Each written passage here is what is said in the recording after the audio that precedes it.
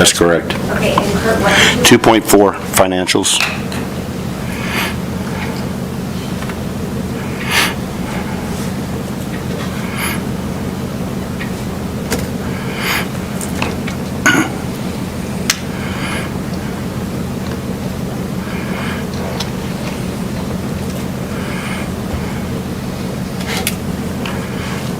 Okay, and who's second?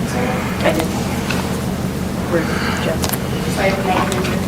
Yeah, I believe so. Yes. That's correct. Yes. We can hit refresh. Yes.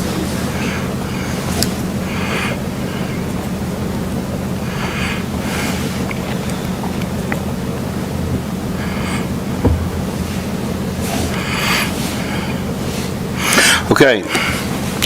All those in favor say yes? Yes. Yes. All those opposed? No?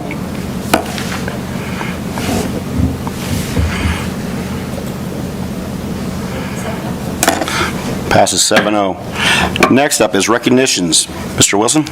Yeah, we've got a couple of recognitions. We'll start with our Horizon Award winner, Braden Smith, who has been recognized as the Kansas Horizon, I guess, Teacher of the Year. He's one of 32 first-year teachers across the state of Kansas who were recently recognized for their exemplary first-year performance and the way they distinguished themselves as an outstanding teacher in their first year. So we have Braden with us today. I don't know if anybody interested in anything you would like to say? Or, Sure. And Braden will give you an opportunity. I presented this award to Mr. Smith in his classroom the other day, and finally, after I'd been in there and we were celebrating and whooping and hollering, I finally went to his orchestra kids and I said, "Does Mr. Smith ever really get excited?" And they all said, "No, not really." That's great, because that just shows you what a great teacher is, because the kids were very complimentary of him and they enjoyed him. And so he doesn't do it through maybe some outward stuff, but I think he's pretty distinguished in the classroom. Mr. Henderson, anything you'd like to say?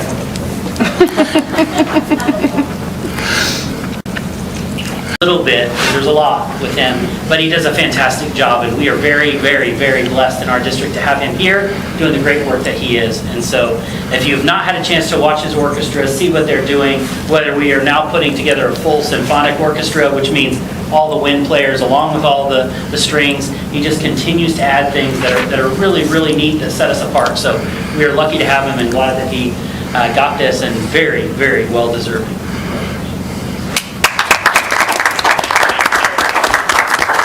Mr. Smith?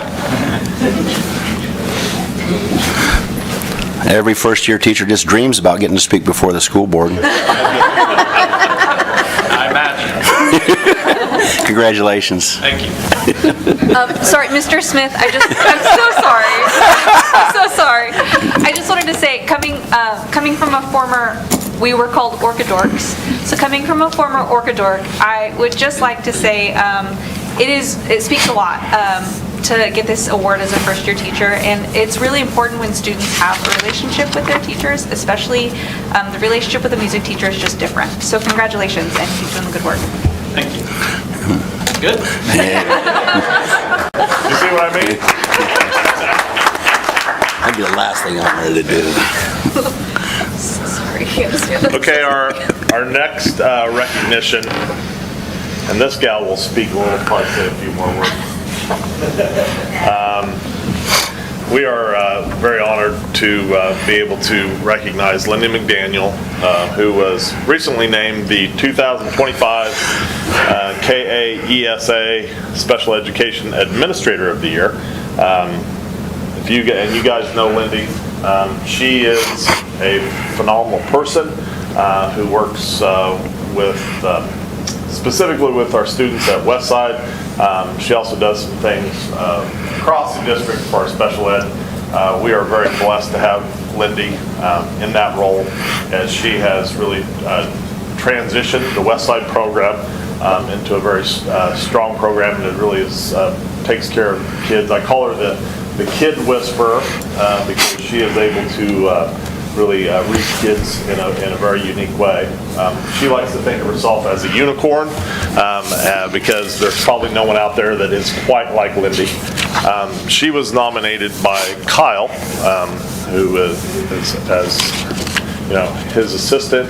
I think it's pretty neat that Kyle put Lindy up for this award. Kyle, anything you want to say about Lindy? Okay.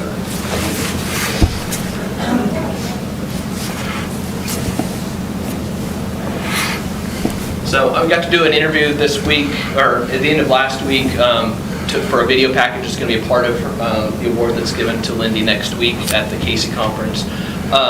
And in that conversation, talking about why I nominated her, first and foremost is the mission of USD 49. You talk about every student every day. There's nobody that lives that more than Lindy. She cares so deeply. She leads with heart. Every student that she has a chance to impact is better because she's part of their team, part of their education. Not only talk a lot about Westside, but We Can Center wouldn't be what it is without Lindy. She was instrumental in even coming up with the idea for what it became. Last year when we had a chance for students or young adults at We Can Center to be recognized in Wichita for their awesome program, get to present on that. Lindy was part of that team that went down there and helped make sure that was a very successful and awesome experience. Just all around, I've been doing this job for 5 years. I've never done this job without Lindy as my assistant, and I can't imagine doing it without her. So, amazing, amazing person, amazing educator, very well deserved. So.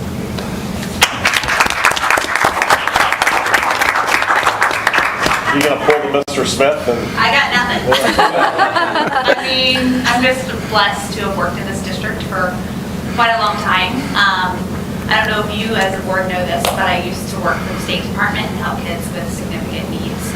I did that for 2 years, got to see some really good examples and some really poor examples that brought me here today to just best meet our kids, selling the possibilities and opportunities. Like our kids, we made snowmen next door. If you want to pass by and see our snowmen, they were very proud of them. But just trying to sell the possibilities for all kids and how they can become who they can be. Well, thank you for all you do, Lindy. I can't even imagine what you deal with on a daily basis, and we're very, very privileged to have you here. Congratulations. Thank you.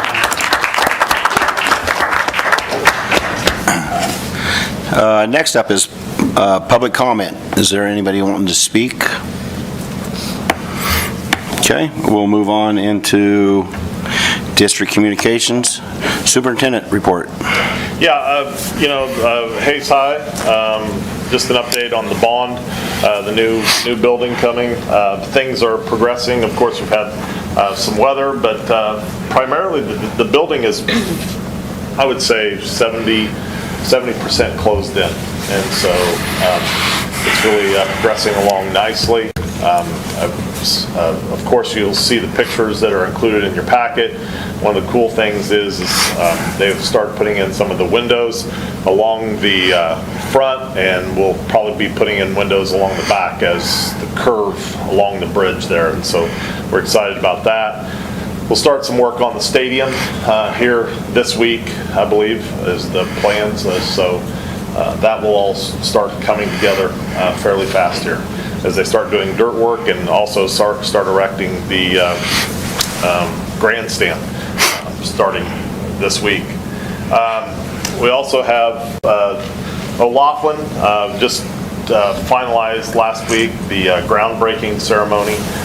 They will be starting technically before March 6th, but we have to set the groundbreaking for March 6th just to have a little ceremony, quick little ceremony right at the towards the end of school. But by the time they get there, they'll be doing some things before that, but there won't be a lot of dirt probably moved prior to that time. So we're excited about that. I also included, although it's not really bond, but it is connected, Lincoln has set their 100th centennial celebration on Saturday, April 26th, 1 to 4, just a little come and go event. So just trying to get that on everyone's calendar. Also, just thought I'd mention real quickly, just about the power school breach. Once again, this was not anything that had to do with anything that our district was weak on or anything like that. This was power school. They got breached. Of course, though, they're connected into our district. We have just taken all the steps we can to make sure that we are covering our bases and make sure that anything that would have been leaked will not come back and affect our employees or district in any way. So we feel very confident that things are progressing nicely and no real concerns with any of that. So with that, that's pretty much all I have. Thank you. Anybody have any questions for Mr. Wilson at this time? Mr. Wilson, thank you for taking us, a few of us on the tour last Friday. I had one question on the bridge, that railing. How high is that going to be, and can you explain what that is going to be? Is it going to be glass, or is it going to be metal? It's metal. It's not glass. It's going to go. I don't know. It's probably approximately 4 foot high, I would guess. And then sheet metal down? Yeah. I mean, it's kind of. It does have railings, but it's not open at the bottom. So. Yeah. So something can't fall out at the bottom. Okay. Thank you. Next is action and discussion items, 6.1, District Audit Report, Adams Brown. Good evening. My name is Jamie Benishek. I have Alexis Crispin with me tonight, and we're going to go over your audit report. We're going to start on page 1 of the bound. Can you, a little louder? Sorry. Can you hear me now? Okay, we're going to start on page 1 of the bound audit report. This is our independent auditor's report. You'll see the second paragraph there says adverse opinion on U.S. generally accepted accounting principles. That's U.S. GAAP. That's full accrual accounting. And we issue an adverse opinion on that, meaning we don't issue an opinion. You don't do your books, you don't do your audit on U.S. GAAP. You actually use a regulatory basis of accounting, which is the next paragraph down, that we have issued an unmodified opinion on the regulatory basis. So that is the best type of opinion that we can issue. It means that your financial statements are materially correct. And so this is the same regulatory basis, is the same basis that you do your budget on, and your audit follows suit. The next page is page 5. This is a summary statement of receipts, expenditures, and unencumbered cash for the year.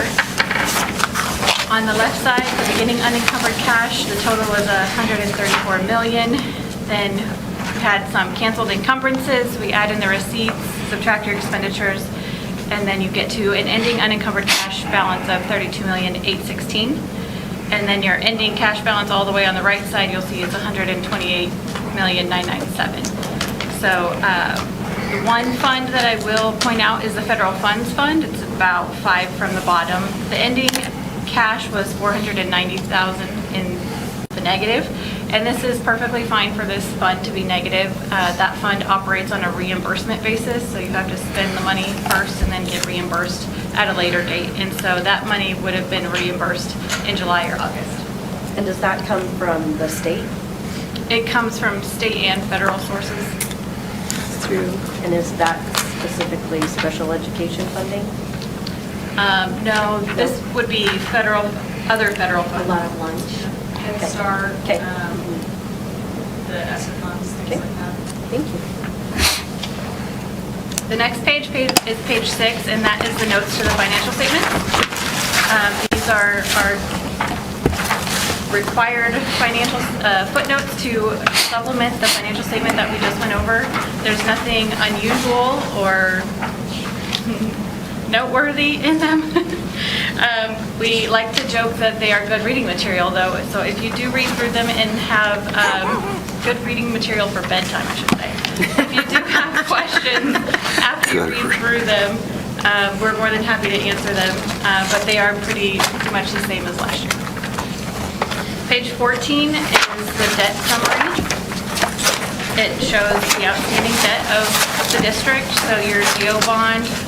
There are a few finance leases with outstanding balances and a total debt at the end of June was $151,186,000. And then the payment schedule is down below, so you can see which years everything will be paid off. And then the following pages are actually each individual fund. So if you want to see the detail of the general fund, you can see the detailed receipts and expenditures. But there was nothing that I plan to go over in relation to those. So the next section of the audit report is actually 45, page 45. And this starts with single audit. So Alex is going to take you through the single audit. Okay, so since you guys had more than $750,000 in federal expenditures during the year, you had to have a single audit. So this first page that you're looking at, page 45, that is our independent auditor's report on internal control over financial reporting. So this is where we note anything that is a deficiency in relation to the financial statements that we just went over. So there are two deficiencies that we've noted, 2024-001 and 2024-002. One is a material weakness, one is a significant deficiency, and I will touch base on those in just a minute. Page 47 is the second report in this section, and that is on compliance for each major program. So that's where we look at any deficiencies specifically in relation to the programs that we tested. So there was just one item noted in this section, and that was a significant deficiency, 2024-003, and I will get into that in just a second. Page 50 is your schedule of expenditures of federal awards. So if you're curious what your breakdown is in all of your federal programs, this is where you can see that. Your total for the year was $7.362 million. Page 52 is the next section I'll have you look at. And this is essentially just a summary of the financial statement audit and the single audit. So for the financial statement section, you'll see that unmodified report over regulatory basis accounting that Jamie mentioned earlier, the material weakness and significant deficiency that I had just mentioned. And then for federal awards, it has an unmodified opinion on compliance for major programs, that significant deficiency that I noted. The two programs that we tested were the ESSER program and special education. And then the final thing that I would point out on that page is that you guys do not qualify as a low-risk auditee. That's simply because you don't do your audit on GAAP basis. So nothing you can really do to make that better. Page 53 is where we start the findings, and Jamie's going to go over that first one with you. Okay, the first finding listed there is in relation to some payment applications that didn't get into Skyward by the end of the year that had outstanding balances. So the expenditures and the contracts for the bond projects are actually being tracked outside of Skyward by management in very detailed spreadsheets. You guys get copies of those. And then the bank accounts for the bond projects are actually reconciled in Skyward. And so with the uniqueness of how those are being paid and how they get paid from the Kansas City Bank, and then they don't go through the district's normal transaction cycle of accounts payable where there's a purchase order created and it's paid that way, because that added level of complexity with this transaction cycle, it makes it hard to track the ending balances of those open items. And so that's where this finding is stemming from. I will also note that there have been multiple bond issuances around our area, other districts, and this finding, in my experience, has been included in all of them as well. The bond issuances and these big projects, they're complex and they're unique, as I said, and that just increases the risk that something might be reported that's not in accordance with your basis of accounting. That doesn't mean that it's not being tracked, it's not being monitored, it's not being paid correctly. It's just that there's a certain way that the audit needs to show, and it didn't quite get into Skyward to show that. So we have gone over this with management, and we've already established a plan so that we can mitigate this risk in the future. And so you just review that next year again? Or- Yes, absolutely. I don't recall this being on last year's audit. Is that accurate? It actually was. Was it? Last Okay. year, because it was the first year of the big bond expenditures that came through, we captured a lot of them last year, and so this was actually kind of some stragglers. Oh, okay. But yes. Okay.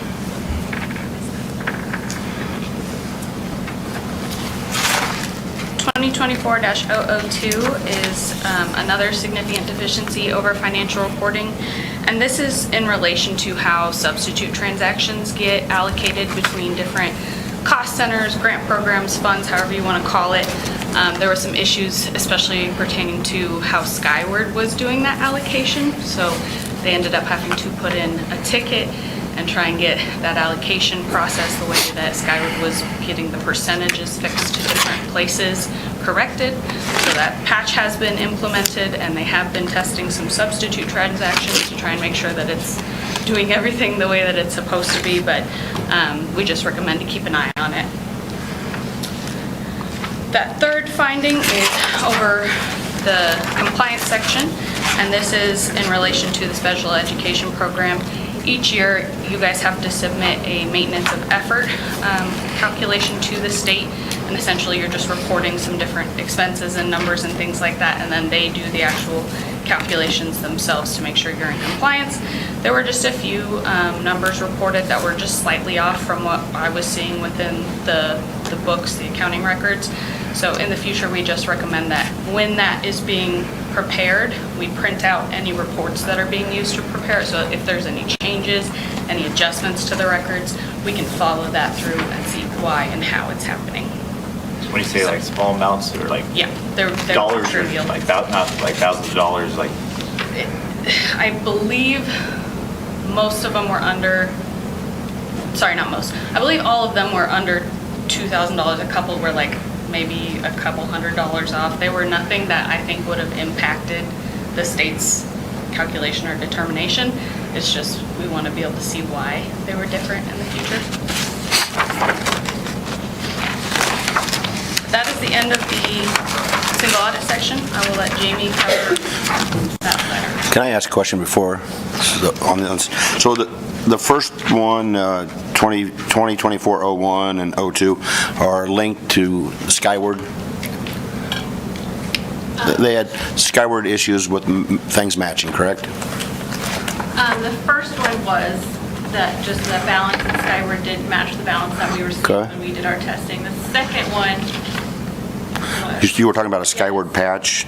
yes, That one was truly more of a like technology issue. Okay. So not That's- much they could have done. So with the it. Skyward and Yes. making things work together. Yes. Okay. So when you say significant deficiency, it's not like our definition of significant? When we have a finding, we can choose between a significant deficiency or a material weakness. Significant deficiency is actually the lesser of the two. Those are our only two options, and the material weakness is based off of our materiality that we set at the start of the audit. So if it hits that dollar amount, that's when we qualified as that, but those are the only two options we have, so I know significant deficiency sounds bad, it's the lesser. And then, I guess my last question, then on the third one, the 03, is just we need to print the sheets and make sure things are Yep. checked off and matched. Okay. I did my taxes today, so I get it. and I'll tack on that, we've gone over all of these with management. They're well aware of them and have ideas in place to Okay. mitigate them in the future. So the last item is what we call the governance letter, the lease letter. And on page 3, Okay, this is this? we have a section for audit recommendations. So these are not what we have to consider a significant deficiency or a material weakness, but they are just items that we recommend that you consider to strengthen your internal control. And there's just one, payroll liability accounts should be monitored to ensure they are clearing out correctly in each fund. So something, again, in Skyward was happening where the payroll liabilities in total would net out, but each fund was left with a debit or a credit balance, and that's just odd. They should be all clearing out of there, and so they looked into it, they submitted a ticket to Skyward, and they're monitoring it to make sure it doesn't happen again. We're pretty sure we know what happened, but like I said, they should all clear out every month, so. Are there any other questions?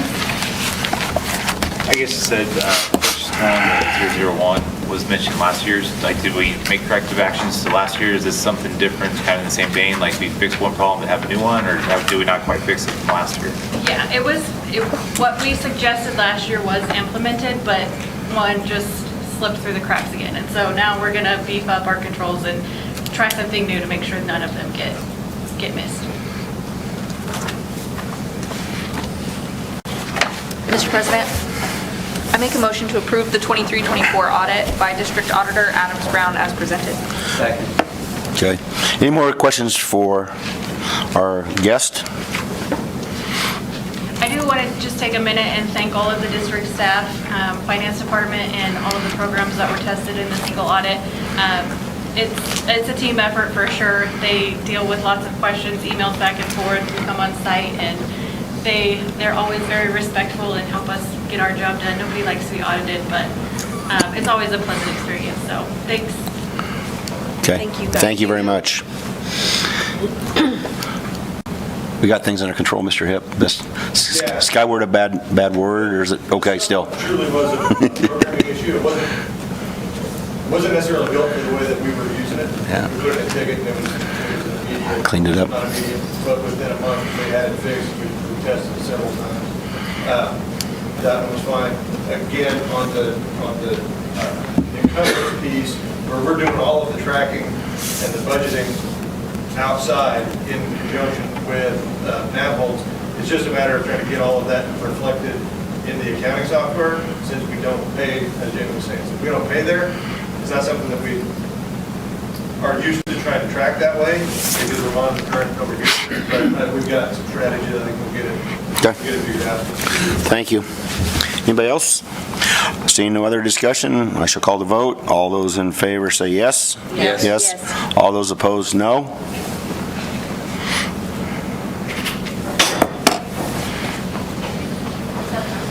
Passes 7-0. 6.2, Hayes Middle School schedule change for 25-26. Mr. Albert and council staff are here to talk about their schedule change being planned for next year.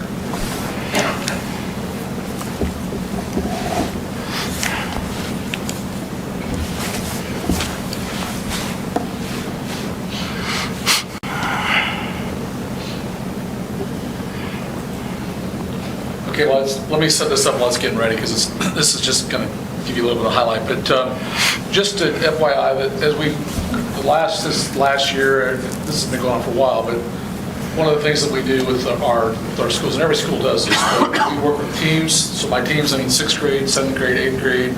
We have our BLT, and then we have what we call the feedback loop with the district leadership team to the BLT to our teams. And so we do a lot of data scope. And in that data dive, we always are looking at things that we can do better. And what we discovered, and this is something we saw a little bit last year, even more, or a little bit less, but this year it became more evident to us, was in our data. One of the issues we were seeing is test scores with our state assessments in math. And so in that process, the state assessments, Kansas moved that to where we couldn't see them this year. We always like to see that late spring, so we have the summer to talk about how that might work. Or what we can do differently with it. And this year was later, but as we were looking at it through DLT and then the BLT, one of the things that and I'm saying we, and I would say me, but I mean it's the whole team, because I wanted to make sure everyone was seeing what I was seeing. And the issue with the math, the state assessment, was just something we did not like, and I don't like. And I didn't like how, being a former math teacher, we were spiraling the opposite way of what we should, and we couldn't decide what was happening. There's a lot of reasons we thought, but what could it be? And I'm going to overlap. I'll probably cover some things on the slide. But one of the things that we were deciding was, could it be we changed curriculums? Because we were looking at last year's data in particular. The other piece of that is, sometimes you have to measure classes. Every class tests different. We had a class that wasn't as strong academically in one of the grade levels last year. We had new teachers. So you start throwing those things together and you say, okay, potentially that's the reason that we weren't doing as well as we were supposed to do, but we wanted to go in a bigger data dive, so we went back and looked at 4 years data. And what we saw is that this has kind of been a decline for us in 4 years. And so then also reading, not as much, but a little bit of decline as well. And so let me set the stage for a little bit about just talking with the BLT and then deciding what can we look at that can maybe help us. But my first year at Hayes Middle School, towards the end of the year, a group of teachers came to me and said, can we get a schedule committee together and look at changing our schedule? And if you didn't, this was my 7 years, so 7 years ago, they were going to 8 periods, 42 minutes a day. 8 42-minute periods. And then they'd have what they call a teacher advisory period as well. But in 42 minutes, we were really struggling with middle school kids. They couldn't get their stuff done. We were struggling with kids with doing homework. There's a lot of reasons. So the next year we formed a committee. Some of you might have been on the board at that time, I can't remember, but we spent the whole year with lots of meetings, lots of research, and we came up with a new schedule, which is our block schedule. So from there, and just hang on, Jess, I'll tell you when to go. So from there, we decided that we wanted to use that, and we'll maybe look at it in 3 years to see how it's going. But we found a lot of good with the block schedule. So currently now we have 4 75-minute periods. We have our, what we call stop and squad, which is like teacher advisory. We also have a seminar at the end of every day. We thought that was a good thing because, again, we can help kids with homework. We can do a lot of variety of things. We don't have to take kids out of class time. We can have testimonies, whatever. And so the schedule had a lot of advantages to it. But now we go back to looking at our data. And we're saying, okay, well, what's the deal? What is it that we are trying to figure out could cause the problem with our test scores, especially math and reading? And if you know anything about math, one of the things we do, all of us know about math, but one of the things that as a former math teacher was like, not every other day math thing. So in a block schedule for us in the middle school, we have math on Thursday. We get kids to the system, then they don't do it the following Monday. Well, most kids, naturally, I'm included, Sunday night, I'm going to start working on math. And so they forget those things or whatever. So it's the intent of math, that repetition, and trying to have more access to it. And so we started looking at, besides the research of what that did, let's start comparing other schools, similar size. And then on those similar size schools, let's look at their data. And if they didn't do as well, we didn't necessarily throw them out, but we really wanted to look at the schools similar that did better than we did in math and reading. So we looked at their schedules. We spent extensive time talking about what their curriculum was, because we changed our curriculum, but we're trying to see if it was similar. And what we discovered was that curriculum piece, I think that's kind of hard because it just depends upon everyone's their likes. We already made the commitment to this one. But what we couldn't find is in any of those schools that they had a block schedule for math. Now, they had a variety of schedules. You can find every single different thing you want to see. But what we couldn't find was that math didn't occur every day. And so from that standpoint, then we started talking to, okay, well, let's talk to our math and our reading teachers, because can we somehow, with the current schedule, readjust it, make it do something different than what we've been doing, where math can happen every day, and potentially reading. It didn't have to be reading, but we really wanted math. And with the new reading curriculum, the ELA department got together and they started talking about, you know what, this curriculum actually going every day is better for us. And so how can we make that happen with the current schedule? And I got to credit our teachers, especially our BLT and we asked to get a committee together again, so we got a group of people. I'm going to let them speak in a minute here, but the two entities got together and we started talking about, let's just start throwing ideas about what our curriculum, our schedule is, and what can we do where we can get math every day, we can get reading every day, but we have a contract time. And what our contract time is, it's 8:05 to 3:15, and so how do we do that? And so lots of stuff. I remember one time I was drawing things on the board, and Shauna, his wife, was part of the whole process, and I said, hey, let's think, what about 45 minutes? She goes, no, no way, no one ever say yes to that. We need more, stop it. So, all right. So the teachers and all of us got together, we kept looking, we kept drawing other things up, and then we came up with a plan that we thought would be very beneficial. I'll let them show it to you and describe it to you. And the reason that these two are up here is Melissa was on the first committee, and one of the things that she pointed out right away was, remember after 3 years that we're supposed to look this over and see how it's working. So we're there. We're already past that time. So in the 4th year. Jerry is part of our BLT, but he was also part of the schedule committee the first time. And he also was a math guy and has connections with the state assessment. And so I wanted someone that could also help us, because not only do we have to look at how we're not doing on the bottom end, but how can we also help the students at the top end. And so they're both very respected with our teachers. And so we got together and we produced a schedule that we think is going to meet the needs of what we need. Where both math and ELA will have classes every single day. Yet we'll keep the block schedule for us. And with that, all right, Jess, we're ready for the next one. Before we go any further, questions on that stuff? Let's set the table. Anything on that? Tom, is the staff the same? Because it seems like back when we did the block schedule before, we had to add some staff. We did, and when we get done with here, I'll talk about that, because this will require us to add some staff. Not very much, but some. I guess I have a question as far as, like just doing the math, so 42-minute class periods per day is 372 minutes of instructional time, and the block schedule knocked it down to 300 minutes, so you knocked like an hour off of instructional time, but yet you had to increase staff. I guess, how's that work out? Because when you have a block schedule, you don't have as many sections, so therefore you have to add more staff. Because we were teaching more sections per day than in the block schedule, we're teaching 4 sections a day versus 8. I guess where did the other hour and 12 minutes, time, where did that go? It just, because we went with longer periods, it just got absorbed into all of them. Because you didn't have 42 minutes, now you had to go 75-minute periods. We were going, 75 minutes. And so then, from there, we also put in a seminar, and we also had we used to call it TA, but now it's not. But Mr. Albers, you would also have more traveling time between classes too. Right. I mean, that would take, Yeah. It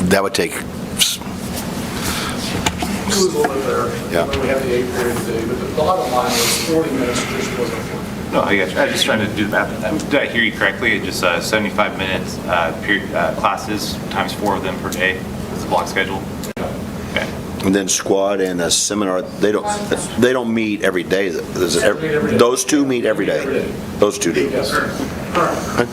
And they're what, 30 minutes each? 30 and 45. Yeah, Okay, so there it there's the is. answer. Good. Right. All right, so I guess we can start with this a little bit. We'd like to talk about this a little bit. Some of the strengths that we had in our schedule was that seminar, that we did have that seminar time. We did have those extended times for projects and labs. Teachers were able to still have plan every day. Some of the challenges were the limited amount of time that we had for math and reading classes because of the block schedule and not seeing them every day. So if we go to the next slide, this is the proposed schedule we came up with. The changes that we looked at was to create, instead of a 4-block schedule, a 5-block schedule. So actually the kids have 10 classes instead of 8. But that allows those extra 2 classes that we talked about to be that second half and that second ELA of sorts. And so what we're looking at there is 70-minute classes instead of 75-minute classes. So it's only a reduction of 5 minutes in the length of the class time, which from a teacher's standpoint was still long enough to do the kind of extended projects and have the work time that they wanted. But shaving a little bit off, because as we know, 75 minutes, 86 minutes, 75 minutes is still sometimes a little long.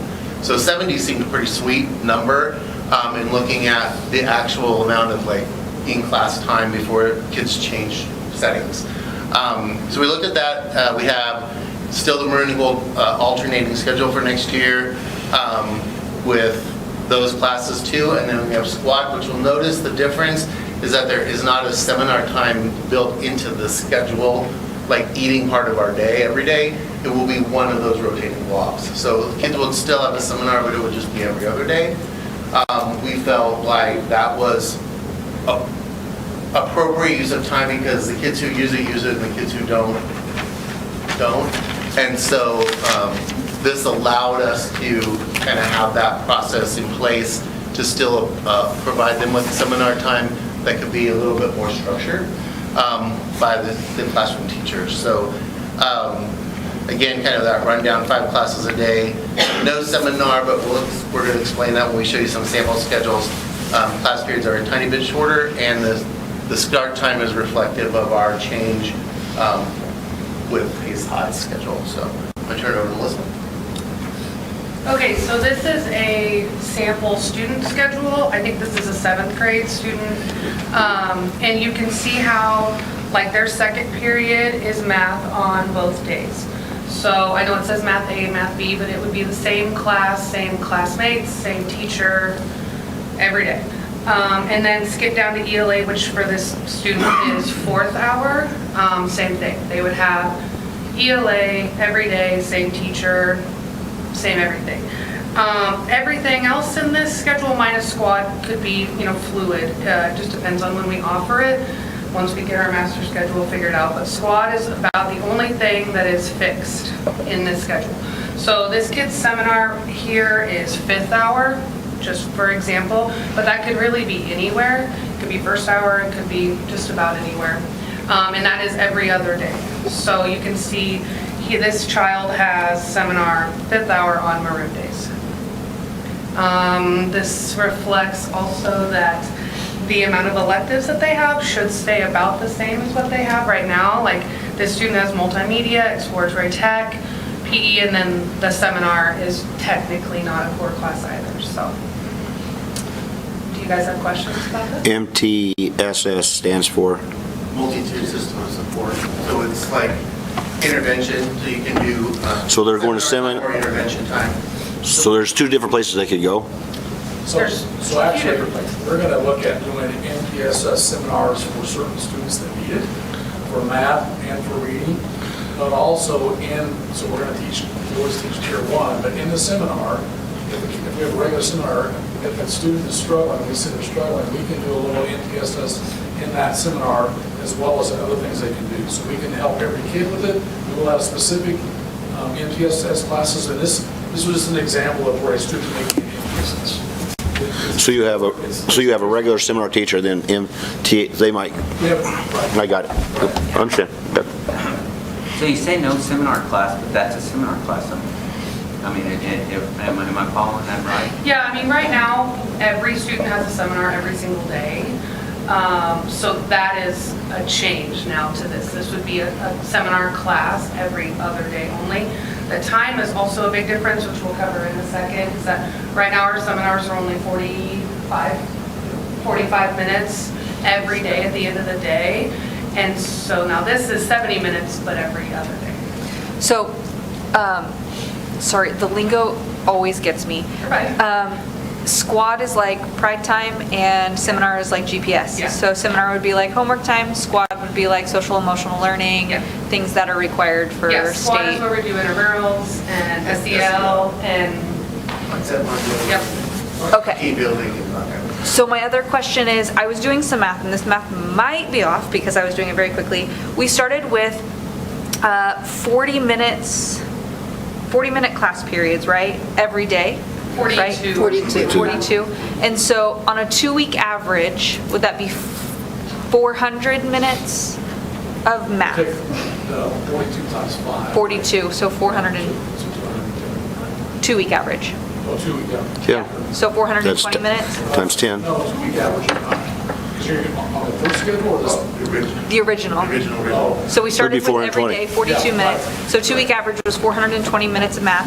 Then we went to the 75 minutes every other day. So the 2-week average, which is why I went 2-week average, was 450 minutes of math. So now with the 70 minutes every day, that takes us up to 700 minutes of math for a 2-week average? Right.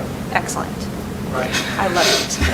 You're a math teacher. Of course you do. Just to say about the ELA part, right now they have a reading class and a language arts class. And in the new schedule, and the teacher said the same thing when they looked at the curriculum, was there wasn't a huge distinction between what was reading and what was language arts. It really was blended in the curriculum. So they want to blend it back together into just an ELA English class, like an ELA class. Yeah, I was But gonna the say. teachers wanted that. Yep, I was gonna say the same. I used to teach ELA and having it separate was frustrating sometimes anyways, because then kids kind of don't see how they go together anyways. for language arts. That's the same. Yeah, we moved here, my son was in the middle of 6th grade, and I'm like, what, you have reading class? What? Yeah. Like, go to English. You only read What are you and doing? reading is. Right. It's It was- the mindset that it kind of. Right. And then you can write about what. Integrated sounds better to me. Yeah. I have questions about some of those non-math and English classes. Particularly, I'm interested in band and orchestra. We care about those. Those are better if they're every day too. I see that this is just keeping those on the block schedule. My husband's a math teacher, no, he's not. He's not a math teacher, he's a music teacher. He started out in middle school, he did high school, now he's the brand director. Okay, so he was very concerned when you went from the daily schedule to the block schedule, because also that was our second year here. So to see numbers, and so I'm curious if you thought, like, while you're doing, I don't know, it's a big deal. It was a big deal, and that was the conversation that we had. And the music staff is the one that really, all the way through, they felt like they'd like 40 minutes every day versus 75, whatever. But the reason we went to what we did is you got to remember the two assessed areas in the state are math and reading. So we have to focus on that because data-wise, that's what we're showing. And I get the band, the music piece, my mom was a music teacher, I understand that. But for us, it was a 5-minute difference. And so our counter for them was that every teacher's going to have a seminar. And so for our music people, we decided, well, how about we give you a seminar? Because to me, you got to follow some seminar rules in terms of making sure kids are struggling. But if you can give us a list that you want to work with, because during seminar now, they have the opportunity to work with kids. So that's every day. So they can pull 5 in, they can pull 1 in, they can pull whatever they want to pull in. And they have to go down, and they're usually always working with 1, 2, 3, or 3. So the intent that we were going to offer them was, they seemed okay with this, kind of like, so they're going to get to pick 15 orchestra. I say 20, but we really want 15. Because by the time you schedule, you're not going to get 20 and a half, 15 more. So they're going to get 15 kids that are going to be either band, that's their specialty, or orchestra, and they will get them every other day as well. And they have to follow the rules of seminar, but a lot of times those kids, they, just like now, when they go down and get help, they've already got their stuff done. So we use that time to work with them in that seminar time. So that was kind of the carrot for them in terms of saying that we could help them with that piece. So. Sure, but now that seminar is any time in the schedule and we share music teachers on both campuses, I mean, that's a master schedule concern, but I mean, you've already thought that out. Yeah, that's it. That's understood. That's why we were working with ASI in terms of what their schedule is. We already know what their schedule is. We know what they're going to do with us. That's true. And so the point is that now that we put this orchestra seminar class here, then we have to schedule those kids that they have in that class. So which grades do state assessments? Is it 6th, 7th, or 8th? 6, 7, 8. They all three do. No worries. And in this future, those consistent classes are going to be at the same time every day, and those variable classes will be varied at the same time each day. Is that, I mean, do you understand what I'm saying? Your math and reading will always be the same, but then you can have, just like now, you can have social studies, whatever that hour is. But once your schedule's set, it's set. Okay. All right. Tom, the planning time is at 70 minutes a day? Yeah. Every teacher has 70 minutes a day? Now it's 75, correct. Oh, now it's 75. But this still leaves the teacher, because this doesn't have The next slide is the next slide is the teacher schedule. Just let me see the teacher side. So. Yeah, so this kind of just shows an example of a, obviously, computers teacher. But you can see that they do have a plan, and so we have collaboration time still like we do now.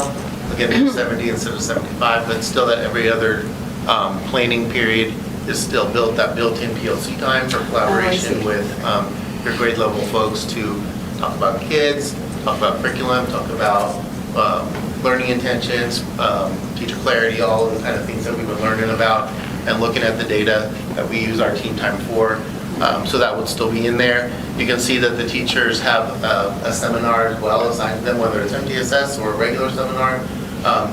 Some may have two. That is actually maybe one of the strongest benefits of seminar is right now our seminars are a little big. And because we're limited, because they're all at the same time, we can only have as many seminars as we have teachers available to teach that hour. This allows it to be all throughout the day, so we can kind of keep those numbers maybe a little bit smaller because we can have more teachers teaching because you're not limited to just how many spots, you have that one consistent hour throughout the day. So we can kind of work those in all throughout the day and maybe try and keep those numbers a little smaller so that we can do more one-on-one and individualized work with them. But yeah, this is kind of that sample. It doesn't show the math in the ELA, but like, you know, if I was teaching math still and I wasn't in gifted, you know, I might have first hour is math all the way across, second hour is math all the way across, fourth hour is math all the way across, and then maybe my plans are third or something like that.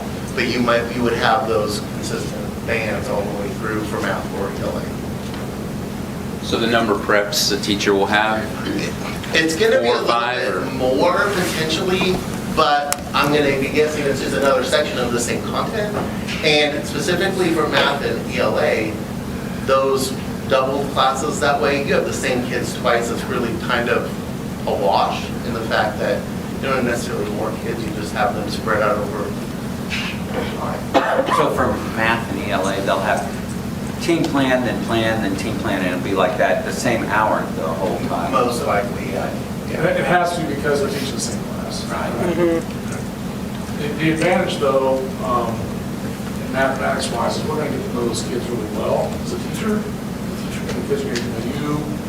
ELA is the same way, but and it's that same period all the time. And so the advantage, again, for us in that regard is we are really getting contact time. And again, you know, kids missing activities, kids gone for whatever, kids sick. Now you may, if you have a block scheduled math class on a Thursday and you're sick, and you have an activity on a Monday, you may not see them until the following Wednesday. Man, that's hard. And so now we can touch base with you pretty quick. And that was one of the things. I will say we're going to continue to support you, but just hats off to our staff because A, they are giving up more time. B, they want what's best. Our math teachers, back in the day, you had to plan every single day. Now you can plan, sometimes have you can plan this lesson and you got a day to work with the kids or whatever, you got to plan again. So math and ELA are planning every day. They're going to be using that first year, they're going to be busy. The other part of it they did is it allowed us with our adding more classes, gives us some ways to fix some things that we have some problems with. We're going to be able to offer some different electives too. So that's a cool thing. So not new teachers, but we surveyed our teachers and said, you know, yes, interest in small academic classes that you can teach based upon what we might need. Could you do it? And we had some people respond to us, and we'll talk about that at the end here, because we had to do that to make this work. So, You know, another benefit of this is like when it comes to project-based learning, I know that's like really big right now, but that can be really sticky with math because with projects, you can get the right answer the wrong way. So this is going to be excellent. You can teach the content on day 1 and then experience a real-world application with projects on day 2. I'm so excited. This is so great. Guide and practice is all what we're supposed to be doing, but we never had time to guide. Yeah. It was teach, and then they had to go, and then it's like they did it on their own and practiced it the wrong way, and then you have to go back and fix. But now we can actually guide. I'm so excited. Yeah, it's going to be, I almost wish I could teach it back again. So how do you foresee, So the piece I would say as a math teacher that I like about that too is there's 5 periods. And so you may say, okay, this Thursday now, we're going to take this day, my advanced kids, we're going to go ahead and do enrichment because they're going to dig and run with that. Yeah. But then I have some kids that gone, I can reteach, I can work in a circle group with 4 or 5 of them. In the middle of, they need some help just time-wise to get caught up. So there's an advantage to that too. Yes. Still, the accommodation still way aspect is excellent. Yeah. Do they have you guys like picked a curriculum? Are you creating your own curriculum? We're on our second year of curriculum. Oh, and it'll transition seamlessly? Yeah. Awesome. It actually would like us to have more time and, more. so how do you foresee this when they move into high school when they don't go every day? I mean, obviously it'll help because they're there every day, so they'll be ahead by the time they get to high school. But those kids knowing they're not going to have math every day, how will that transition? I think part of that is you see that already, but the maturity level is just such a big difference when you get Hazen to a high school and from here. And that was one of the things we see with 6th grade. I mean, that used to go on, they probably have an hour and a half every day actually in elementary. But then going every other day, getting into just that. I think it's the maturity level piece that changes that thing for them. And we had to do something. And we got to see. I mean, this may not be the answer, but we're going to see. This is what's going to push us over the edge. I think it'll help. 700 minutes for a 2-week average is excellent. Very excited. It's excellent. Next slide. Okay, so with our new schedule, or with our proposed schedule, we identified at least still some strengths and challenges for this new one. So a strength for sure is math and reading every day. They keep tooting the math horn, which toot. But English every day too will be really nice because it was super hard. You don't teach math anymore and I don't teach ELA anymore either, but it was so hard to be like, we can write about what we read, except you have a different reading teacher and I don't necessarily know what you read, so we couldn't connect them anyways, so that's a huge plus for this one. Still have extended class periods for projects and labs. I know science labs need to be longer, so we only cut 5 minutes off, so we still think that's a pretty good strength. Teachers would still have plan every day. And then, hopefully smaller class sizes or also potentially some new courses, maybe some new electives that I think are maybe in the works. Cough, cough. Okay. Some challenges. Students would only have seminar every other day. I mean, like I said before, they have it every day right now to where they can kind of look through their class periods and say, this is the homework I have from today. And then the next day, they can do the same thing. This is the homework I have from today. Whereas that's no longer. So I think how seminar is going to be structured and how we help the kids through seminar is going to change too. But then on the flip side of that, seminar is longer in our proposed schedule. So I don't know. Teaching 4 classes a day instead of 3, and then we kind of put, is this a con? I don't know. Some people might think that that's a challenge, and some people might not. All classes besides math and reading are still every other day. I mean, that is a challenge. That's what we have right now. And then I already said this, but our seminars will be longer. So that will be maybe a tough transition in the beginning for our students and for even some teachers too, adding an extra 30 minutes onto seminar with middle schoolers, but we'll work on our structuring. We're going to want to do that anyways. So I guess is science not something they do tested on frequently? You said math and reading, or did we just not see the drop in the scores in science for state assessments? Well, again, we're going with the 2 assessed areas, and we specifically, when we started this process, I know that they as well, when I went to math and reading and and science and social studies, and said, some of you were not like science, 70 minutes. I mean, is that 5 minutes going to hurt your lab? Because I can probably find you 5 minutes when I think about how we started in classes, and they were all like, no, this is, because again, sometimes for middle school, 75 is probably wrong. So that 5 minutes there, we didn't have any backlash from that in those areas. Again, music, there is this amount of time, it's every day, we prefer every day they can have that. But the 5 minutes wasn't much difference in the beginning of the seminar, trying to help them with their group kids they want. Hopefully we'll make it. Are math and ELA teachers going to get an MTSS seminar? Because if, with the plan this way, they would have to have one every day, so They will not have, so let's just talk about that. Sorry.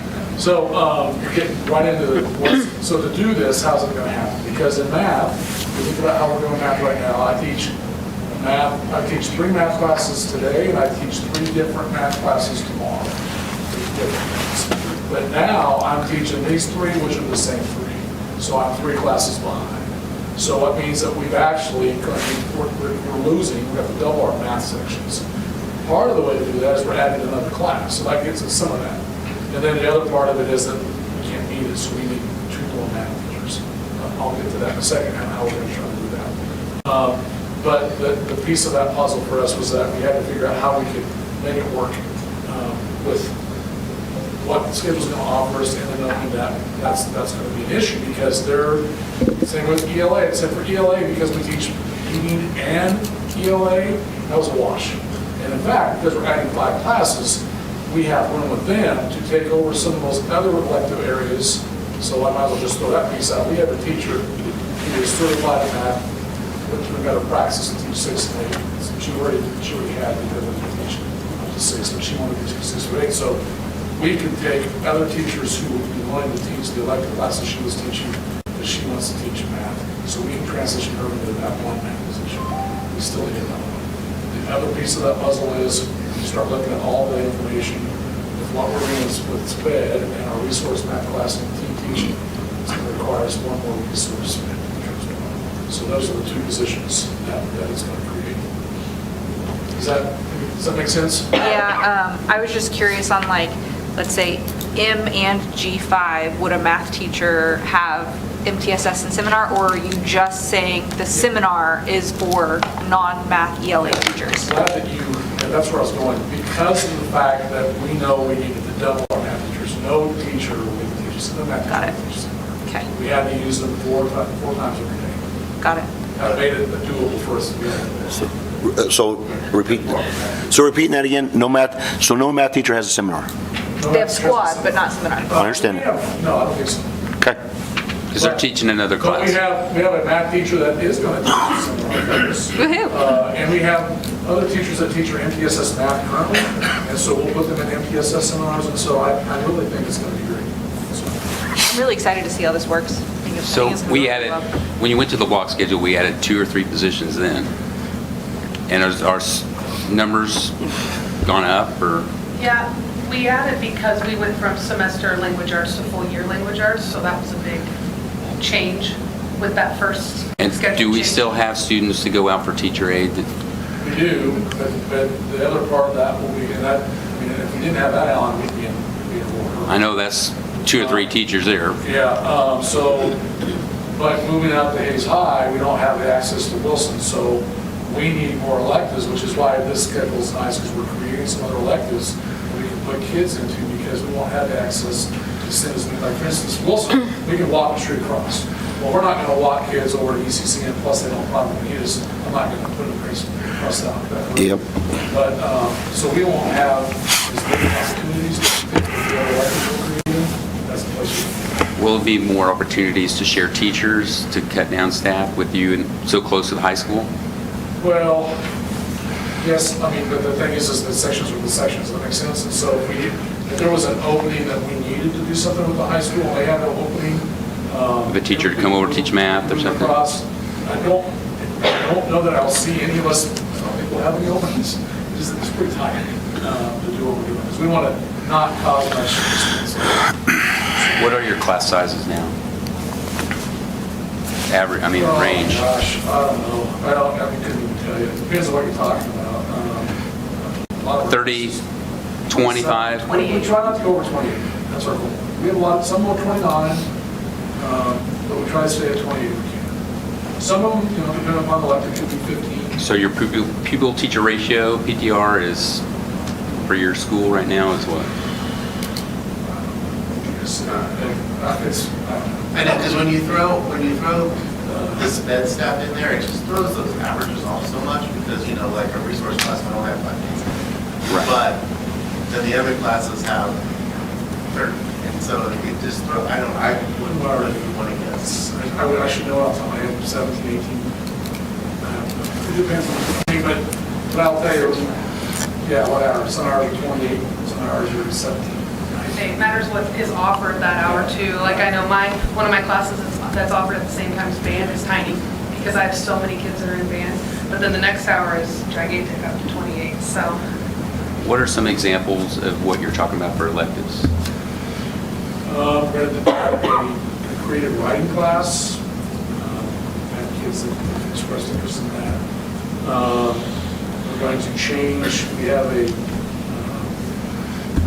it's class we created because we're going to do something for the kids. It's not, we can't teach what the FACS program is, but it's a FACS kind of class, so it's not an intro class, but it is so. We didn't know if kids would learn to sew. They love it. They learn to sew, they learn to cook. So we'll do it there. I can't even remember what's the name of the class. Like a life skills? Life skills, yeah. So we're going to take that and move that around. To be honest with you, I kind of letting Shauna run all the classes, because quite frankly, I'm what we want. But I think right now there's 4 different opportunities in classes we're looking at doing. The teachers need to teach extra class So we're asking them, so for instance, they're breaking, one of the advantages of this for them is they're breaking instead of 7 to 8 choir together, now we have 7 choir and 8 choir, which is like Mr. Davis and like that. We're gonna ask them to have another music class. They've got the opportunity to add it, be creative and see what you can do. And so, I know. So, Mr. Albers, did you say it would be adding curriculum to the teachers and the student by doing it this way? Would it be adding more? Well, we'll be able to cover more curriculum, absolutely. Okay, so if you're adding more, are they understanding it because you're adding more onto it? Well, I think they're adding more just because of the fact that we see it every day. So we're going to, but that's the advantage, like I said earlier, when we had that day, you say, you know, a lot, we got to go backwards because it's not happening. It allows us to do that, whereas I think we have more of the opposite now because we know what we have to cover for assessment. Now we have the opportunity to say, okay, let's maybe go backwards, let's make sure we get what we're supposed to do. So let's say we add more, just by sheer time, you're probably going to cover more. So let me give you a case. When I moved to Hayes High, I taught the exact function static treatment of the government track. So when I got there, I was always messing around with Mrs. Caldwell, hey, let me come teach your class a little bit. Now, the difference is that she was like the greatest teacher ever, and I'm like, I don't remember your class. But anyways, we started comparing notes, and I averaged probably 2 more chapters because of the time that we had every day. Now, I might say they might have been better than we did because they continued to give one class, so it's good. And are all the teachers on board with this? We just calculated that. We did. We held a vote in the fall sometime, October? Yeah. I'm not sure. And it was for certified staff, so administrators didn't vote, staff didn't vote. 5 people turned it down. It came out to 90% pass for our building. And what were the negatives of those 5? Did they say? I think it was not every day for certain departments. Gotcha. But I want to go back to your math thing about more content. I think the thing that we sometimes forget if you're not in the trenches, and Jane would know this, is when do state assessments happen? March. The end of March. We still have school in April and May. Like right after spring break. Us to get, right after spring break. So that will allow us to actually get the curriculum taught that we need to by March, so that you can do the enrichment and the extensions and all those kinds of things after. So that's, I think, the added time that is going to be so important. And it is worth noting that this shift is happening not just K through 12. This is also something that I'm dealing with at the collegiate level. So we're dealing with math pathways, and I teach college algebra and elements of statistics. And we have just made the shift that now I teach a college algebra that meets every single day. And I am starting in the fall with teaching an elements of statistics that meets every single day. And it's a 5-hour course. It's the same content. The only difference is we get more time. I get to go at a pace that works for my students to ensure that they are learning the knowledge. So it's just creating a better relationship. It's creating a better pace. It's allowing you to cover more material with some classes because some classes pick up on it better than others. And it's allowing you to go back on the classes that don't. So this is a shift that's happening all across the board, and I love it because as much as kids hate math, I hate it. I'm so sorry. They do hate math. It truly does. It makes an impact because they do see it every day and they get more comfortable with it. It's awesome. I wish we could spend this amount of time in everything. I truly do. I think it would be beneficial all across the board in every department, every class, but it's just not doable. So great job. The whole feedback loop back and forth though really working well in terms of this piece. Now, we have to look at it and see it. It's going to take us a couple of years to determine. Data's going to show us what we're doing. I just can't help but think that when we see how many days are we seeing a math student? Like 36, 37. A semester. And so if you double it, I just can't help but think we're going to see. And reading as well. I'm learning how to read that further. So is it going to take opportunities from kids? For example, if they've got to do math every day and reading every day, am I going to be able to take music and orchestra or if I like all those three, can you have that many electives? You saw the You added. You saw the student schedule, it didn't change for them. Because remember, not only are we're adding teachers' hours, but kids are getting more hours. So they're also taking 5 classes. I got 5 instead of 4. So that's how we can continue to do the same thing. We took it to our, we discussed it with our site council, they parents liked it. So, sure, is that it? Is that the last slide? That's awesome. So we know it's going to, the math part is going to create 2 math positions. It also is a sped resource because of the extra classes that it creates. But by the extra hours and having people, like in LA, we can move some people around. And so we are able to take one full-time math teacher, the extra classes that we're teaching. And then we just need 1 math teacher to fill in all the need and the resource sped teacher to help us. What's your enrollment now? 7 and 11. And how much, you've been there 7 years now, what was it when you first started? It's gone up and down. The highest was 756, and I think this year is the lowest. But if we got a problem, we got to fix it. And if we keep doing the same thing we've been doing, we got to do better. And I've worked underneath you for many years, and you'll do something until it gets fixed. So I do believe in you. So congratulations. Let us know how it goes. It's awesome. Yep. Our staff just busted on, so I'm proud of This is so exciting. Yeah. So the new position, though, that you will have to fill, the one that from without, are y'all looking at that for next year? Okay. And that'll come later, I would assume. Got. Okay. Thank you very much. Good job, guys. Very good. Okay, next is 6.3, real estate purchase agreement, Lincoln Elementary. Yeah, you just have in your packet the real estate purchase agreement that was drafted by Mr. Jeter.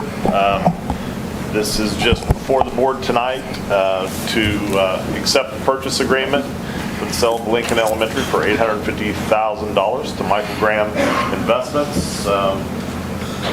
Everything's pretty standard.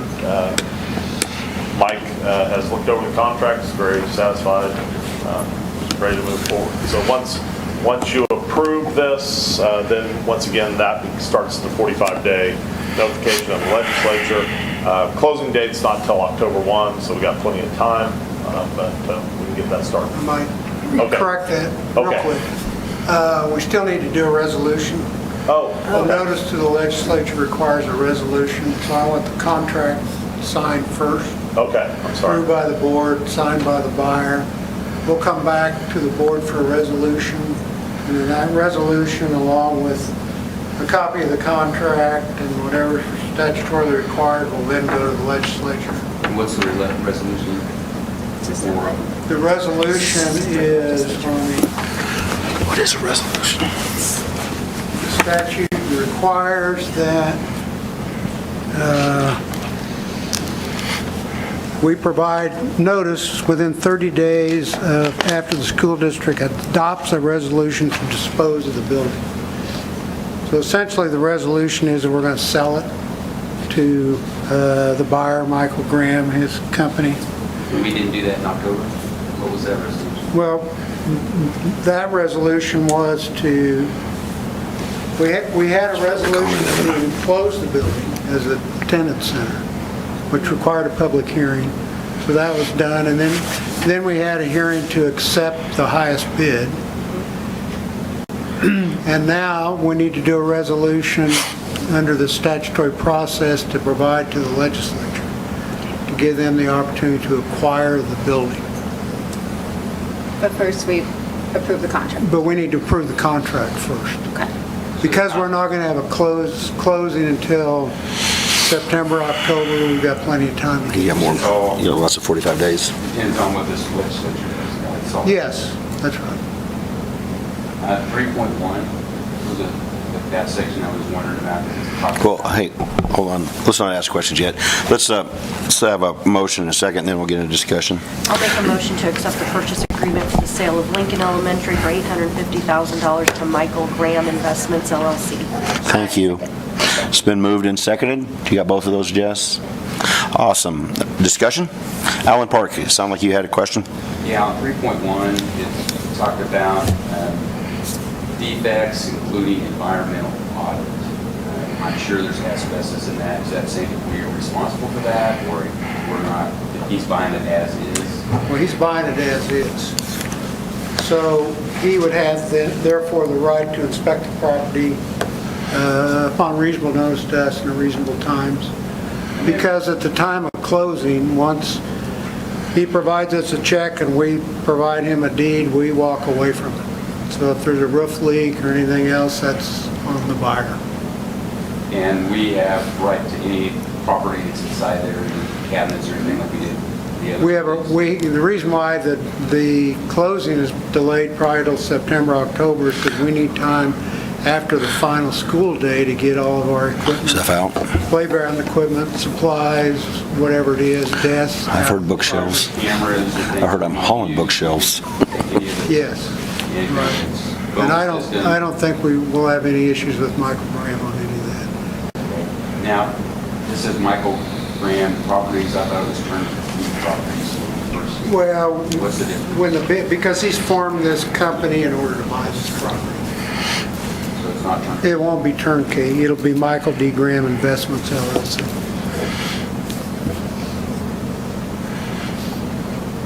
Okay, anybody else have questions, concerns? Anything else for discussion? Seeing no other discussion, I shall call for the vote. All those in favor say yes. Yes. Yes. All those opposed, no. No.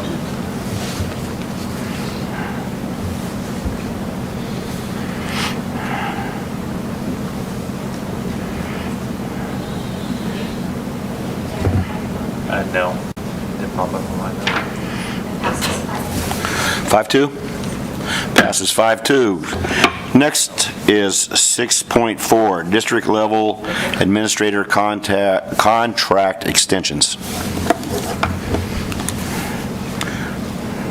You just have before you contract extensions for myself, Shanna, Chris, and Kyle. This, of course, extends us to 2026-27. I make the motion to approve district administrator contract extensions 1 year. A second. It's been moved and seconded. Any discussion? Yes, Okay. I just have concerns that we don't have more discussion about this. This comes up on our agenda. We've never talked as a board about the contracts coming up, and I'll be voting against it because of that. Okay. Anybody else?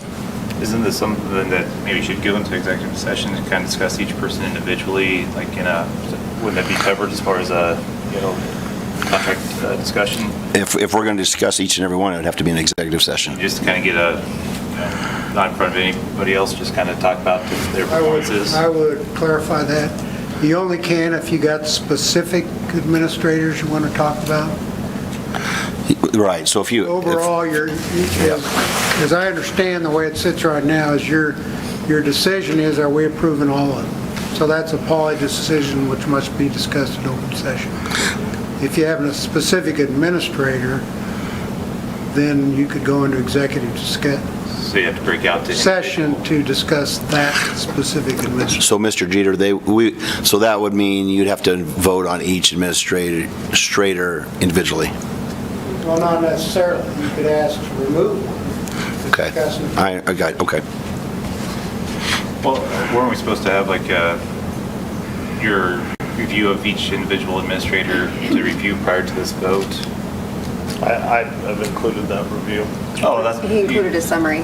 Oh, you consider that to be... Because like half of it's copy and pasted from last year with just a couple extra sentences. I mean, if your whole year's body of work would need more in depth.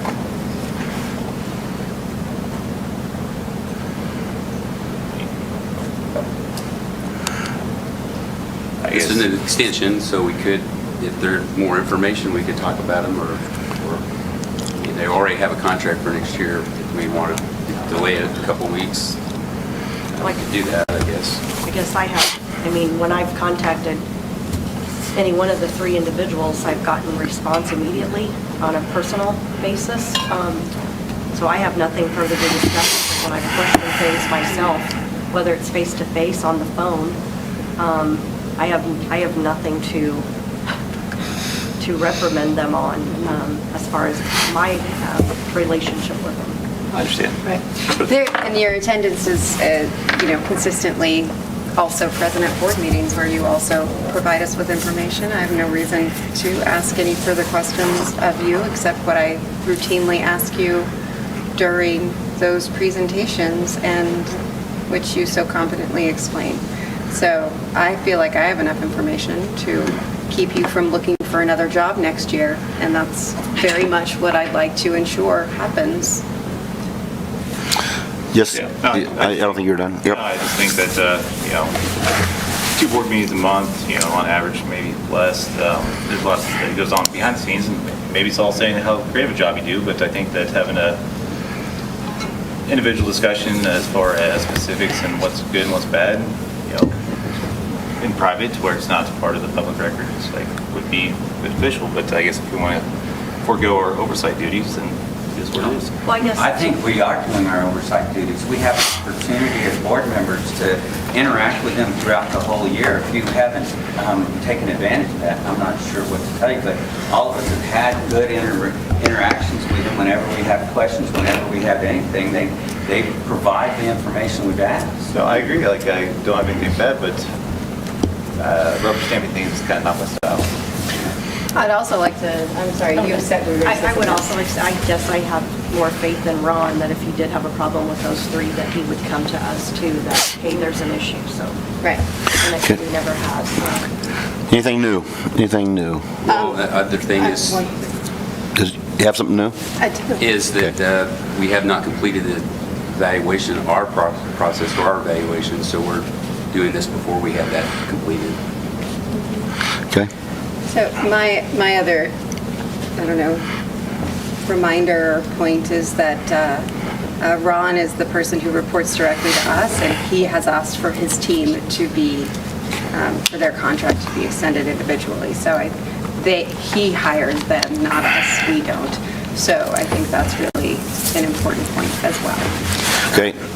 Regarding his last statement, the superintendent's evaluation is an ongoing team-building effort and not a one-and-done stamp that we are required to complete before making this decision. Okay, Jamie and I met Friday with Mr. Wilson to go over this, and we had a discussion that because the evaluation was new, we started late. We will finish that up at the next board meeting, but to come around the bend before the next one, I would hope the evaluations for the superintendent would be done in December, and would lead right into this. And so I think this is because of a new evaluation tool, and because we started late, that's why it is. And hopefully that's not an issue next time. Seeing no other discussion, seeing no other motions, we will vote on the main motion that was proposed to, you put the vote thing right over the top of the words. The motion to approve the district administrator contracts.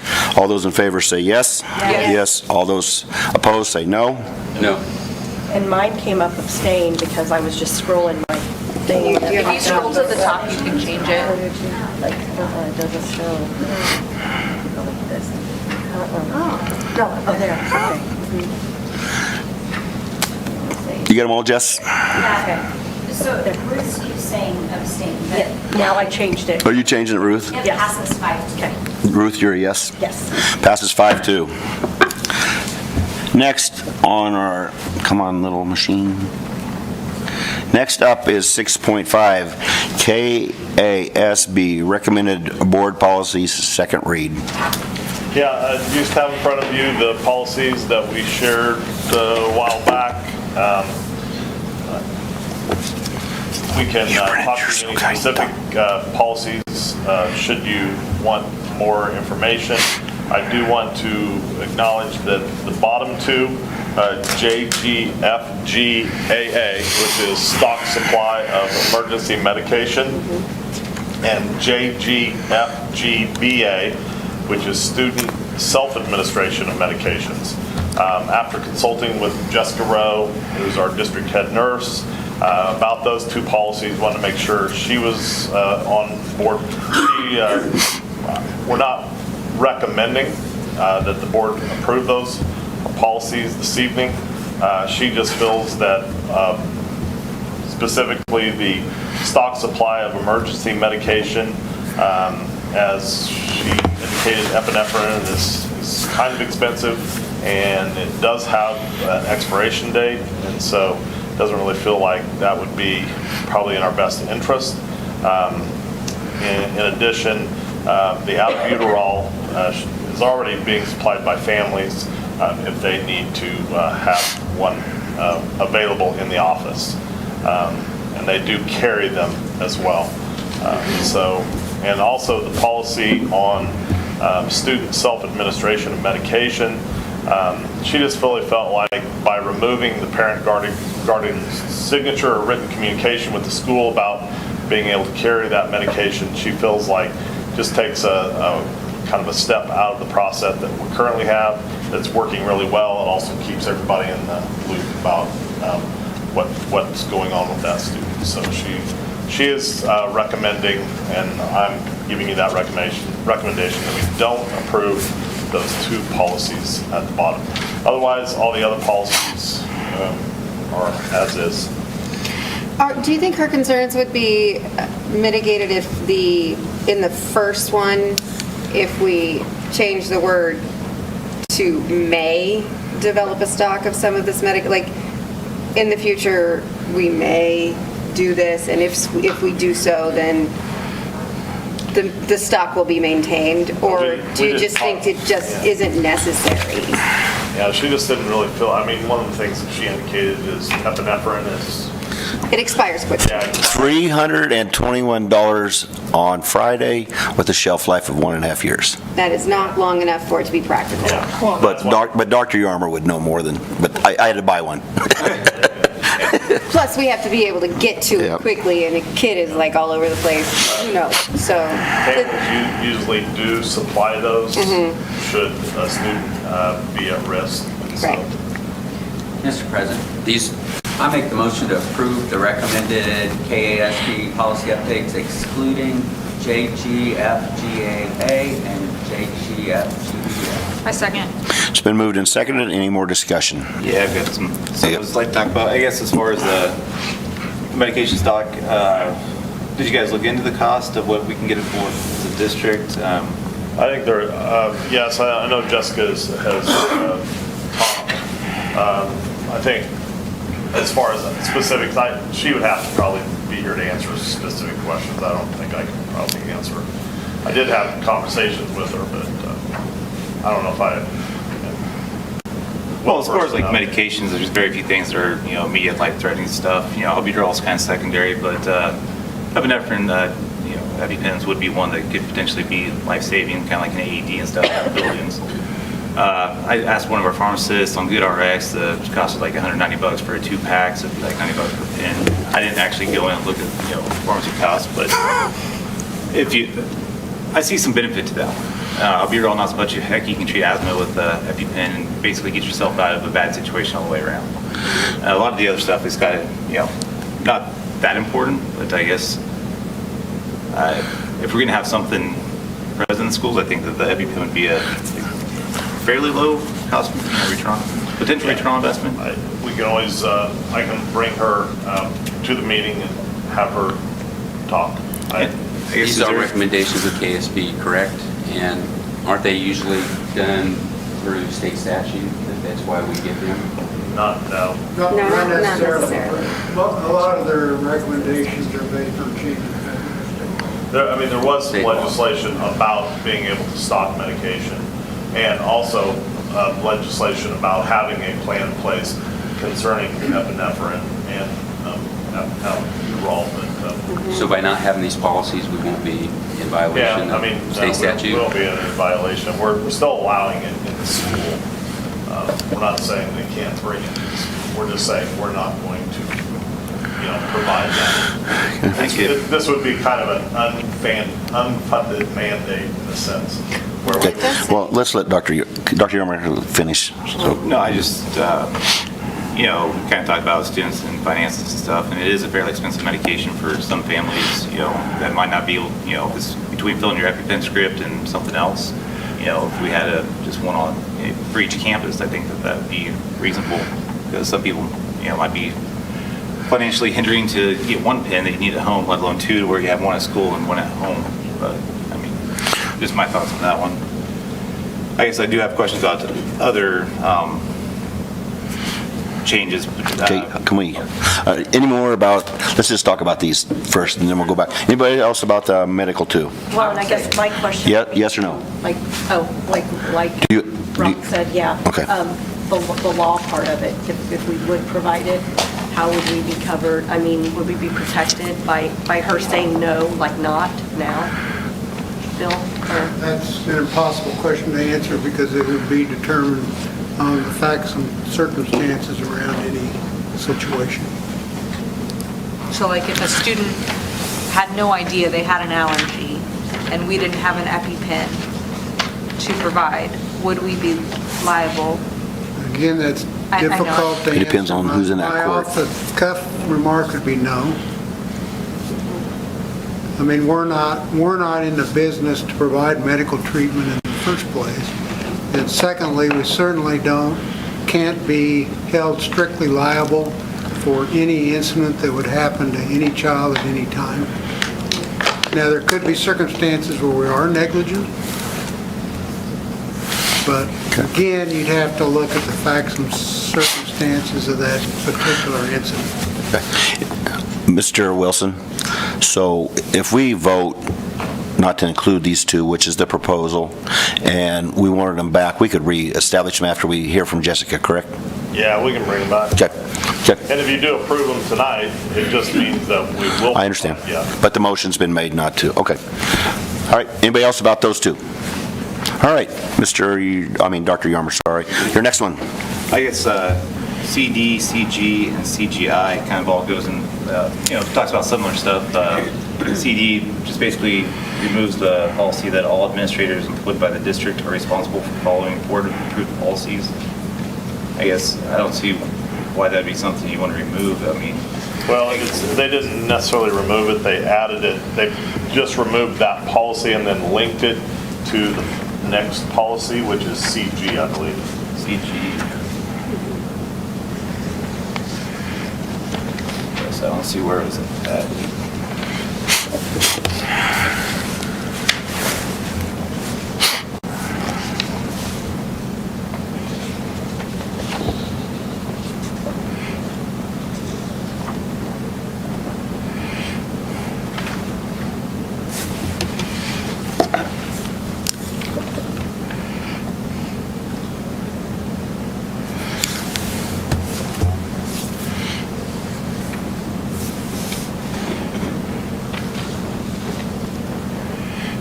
I don't see where it's specifically added.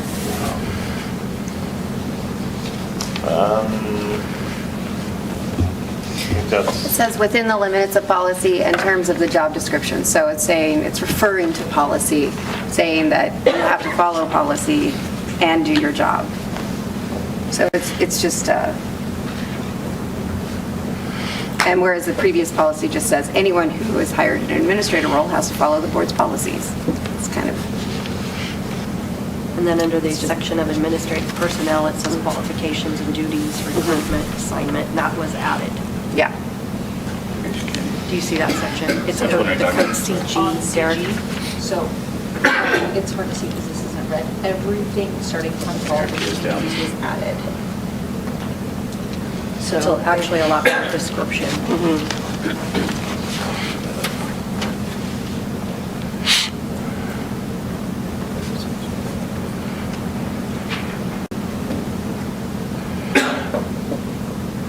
And you're saying that like CGI is just going back to CG adding some of that stuff back in there. Yeah, that was added on.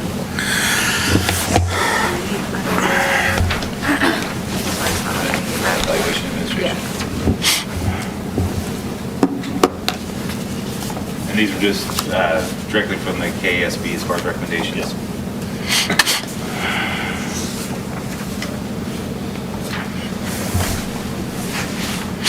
I guess the last one I had a question about was the IDPCA. Basically, the resident of the district, so basically for the social needs kids and stuff, we take care of the ones within the district. I know with the co-op, it kind of branches out, but I guess by taking that out, is it saying that, we would take more students from all over, even if they're not in the co-op to? I think they're changing that because of the open enrollment, allowing students from other districts to enroll in the district. I think it's just changing language to be consistent with that. So we'd still get the funding for the student as long as they enrolled in our district, even if they were outside. So basically, any student that enrolls in our district, in any of our 5 districts, the co-op is responsible for special services in the 5 districts. The old language was just about, we're only responsible for those within the physical boundaries, but now that we're allowing enrollment outside of those boundaries, which we always have policies in place, we say, right, we have our own head. I think that's just an update of that policy. It really doesn't change what we've done, because we've generally had free enrollment in all 5 districts that we serve. But, this policy is something that's been being changed across the state, where not every district has that. Okay. Okay. Anybody else? Okay, I shall call for a vote. Are we ready, Jess? All those in favor say yes? Yes. All those opposed say no.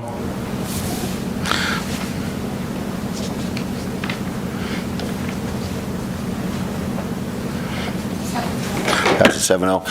Mr. Wilson, can we ask her to come and at a meeting so we can just go over that, so we're all on board? I'm sure she will. I guess no offense, sir, but like, is there a medical director over, as far as, some sort of provider that have, Okay. Yep. I think it put minds to ease, so that would be great. All right, pulled from the consent agenda 6.6, board meeting minutes. Mr. Park.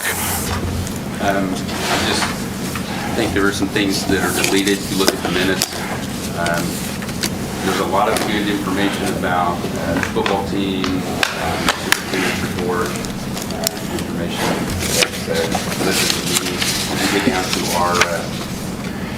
all the discussion that we had on DLR. There's not really any information at all about that. And I think you're going to go back and look at this a year from now, you can't tell, or if you weren't at the meeting, you could tell that we had hardly any discussion, and I think that should be in the minutes, but that's why I'm voting against the minutes. Okay. Anybody else have, well, let's, before we have any more discussion, do we have a motion to approve the minutes as attached? It's been moved. Second. Seconded. Any other discussion? I just have a question. Alan, where is this at? Like what, the minutes for the special meeting or the minutes for the board meeting? No, we were not done the special meeting yet. This is for our regular December meeting. 9th regular meeting. Okay, and where did we talk about DLR?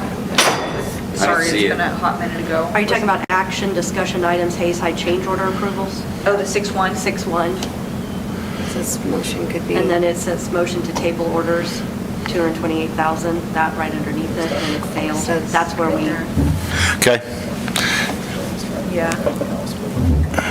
You see it, Jess? I mean, Jess, my gosh. Jamie, sorry. It's okay. Actually, I think there might be, excuse me, I'm sorry. I'm sorry. I think there might be something here.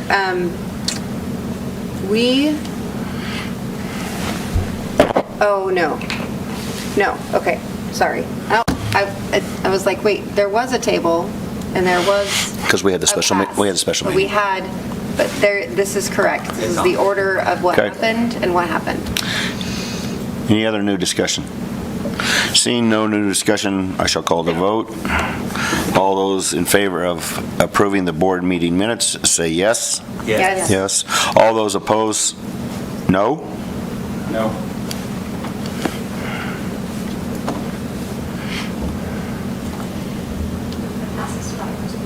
Five, two. Next up is, come on, is 6.7 special board meeting minutes. Mr. Park. Yes. What's up? If you look at those minutes, we had lengthy discussion. We had people that were there, and we don't know who they are. They're not even listed. So same thing. I just think that there's not hardly any information. We have a board member that wasn't there, and I don't know how they could go back and look to see what any of the discussion was. We had lengthy, great discussion. And I know you can't list everything, but I would think that there needs to be more information so that people in our community, one of our goals is communication. There should be more communication. That's what I'm voting no. Do we have a policy that states like what's supposed to be covered in the, no, you know what I mean? Like, is there like a? It's just board expectation. Yeah, well, I mean, but Nabholz was there presenting, I mean. DLR was there. They're not, so. How far back can you watch the meeting, Mr. Wilson? Honestly, I don't know. Forever. They're just on. Can we link the video to Yeah, the with our transition to our new platform that we'll be bringing on here in a couple of months probably, that'll be the advantage is there will be a video link from the recorded meeting. So a lot of that information can be filled in. Any other discussion? I would partially agree with Mr. Park there. That's pretty bare bones of I think at least have what happened and I mean, it's hard to tell even Nabholz and the other one were there, DL&R, so I do see his point. Any other discussion? Mr. President? Yes, sir. Can we ask that those be added in and us bring this to be approved at the next meeting? Sure.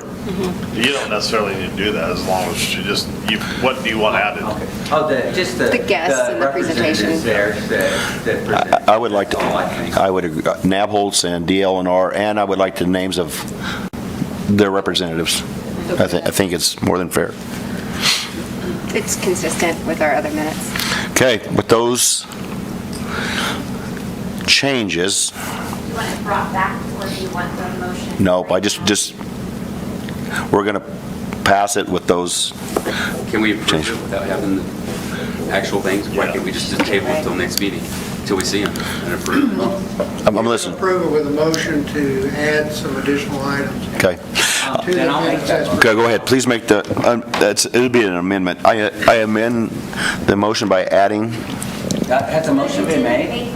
I thought we didn't? I thought we did.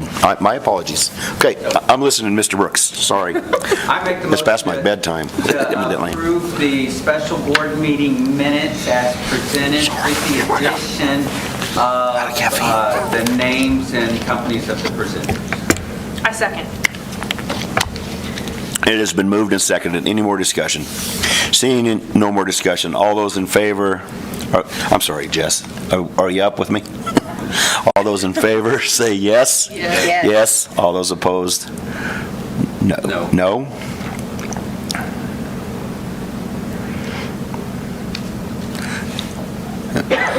It's not popped up on mine.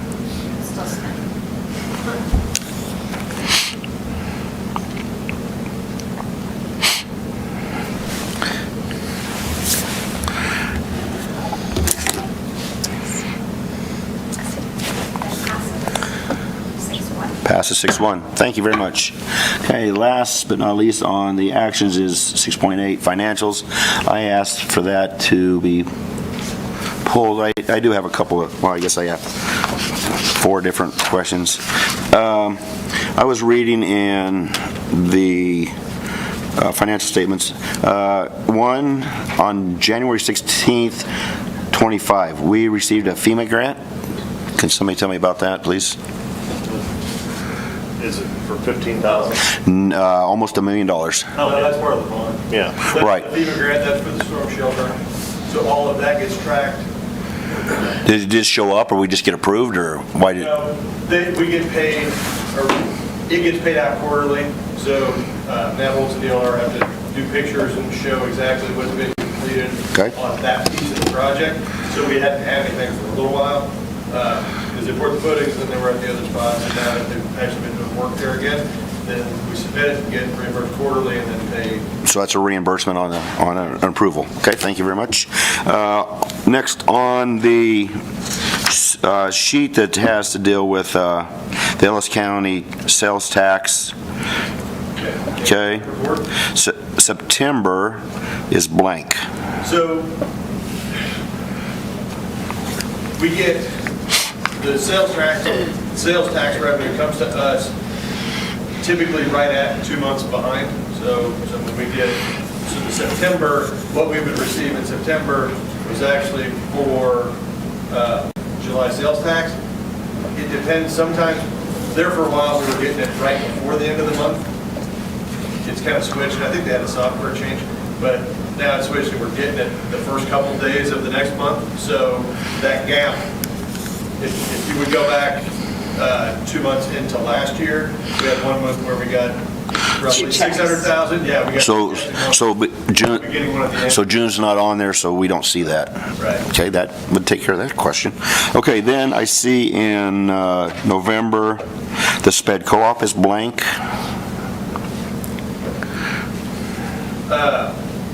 That was just their portion of interest based on just kind of cash flow and when they received state aid. They didn't have enough cash to generate interest that month.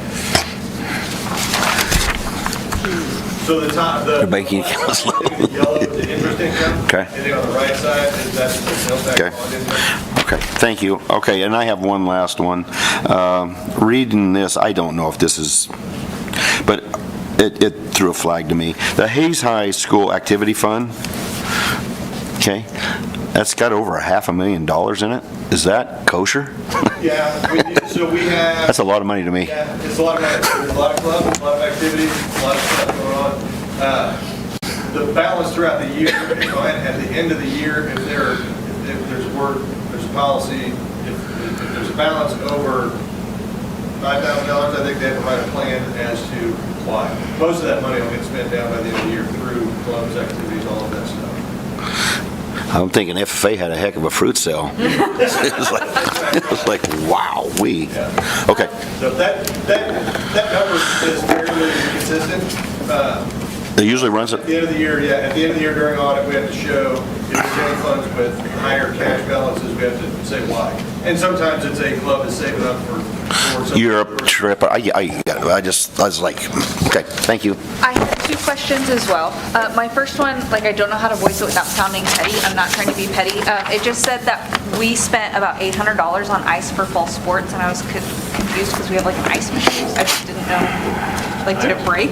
I can dig into it, but I don't know off the top of my head. That's fine. That one's not like super, it just really is weird to me. On super hot days, they can't keep up with the ice that they need for the all fall sports. So sometimes they'll have a cooler out there, they'll bring ice because it's not possible to maintain. Okay. So they do that, either an ice bath, whatever. So once it calms down, they don't need as much ice. They have to.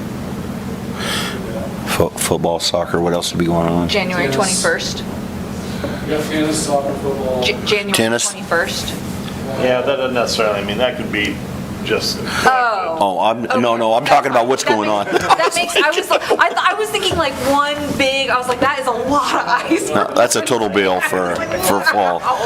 Okay, that's fine. Middle school too. Okay. Okay, That's fine. next one, Jamie. Let me find it, hold on. There was, I gotta scroll, hold on. This is my last question. Give me a second. HTK Architects, we split them a check for $6,800 for construction administration. Shouldn't that come out of the bond? That would be, if I remember right, that would have been for JV Athletics restroom and concession area. Right. which isn't bond, that was capital outlay. That's capital outlay. We don't know. Cool. All right, that's fine, thanks. I just had one question. Wraparound services transfer, 110,000, like what? Subscription. Oh, it's the MHIT. Okay, so that's a grant program.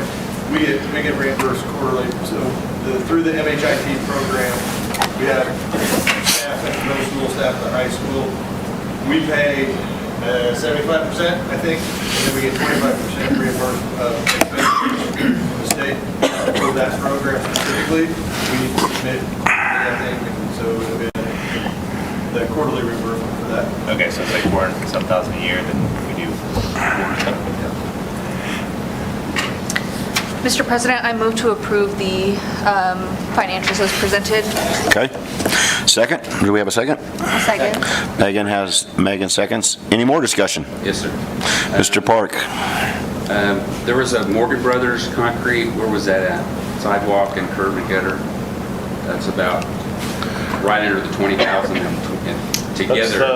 That's the curbing. It's curbing out by Hayes High as we On 13th Street. to finalize that piece along the side. We wanted to curb because those poles are, as we've made the thoroughfare right as you go alongside the west side of that parking lot. We needed a curb to protect students who may slide off and hit poles. So we wanted a curb that will hopefully prevent things like that from occurring should it ever happen. This is at the new high school? No, at the current. The current? In the parking lot? Yeah. Okay. It's on the west side there. You drove by it. On the west side. Tore up. Up against the football field. Yeah. Oh, yeah, they've been digging, yes, they've been working on that. Yeah, okay, I know where. Why is the concrete, and so the sidewalk is right next to it? There's no sidewalk, just curb. Okay, there's curb for next. Well, there is a partial sidewalk. There's a partial sidewalk. Got it. Half of the sidewalk that'll take people to, eventually, hopefully we'll have some bleachers there that'll take people to walk down the sidewalk. Was that bid out? You just... The thing is, I don't know, I don't remember.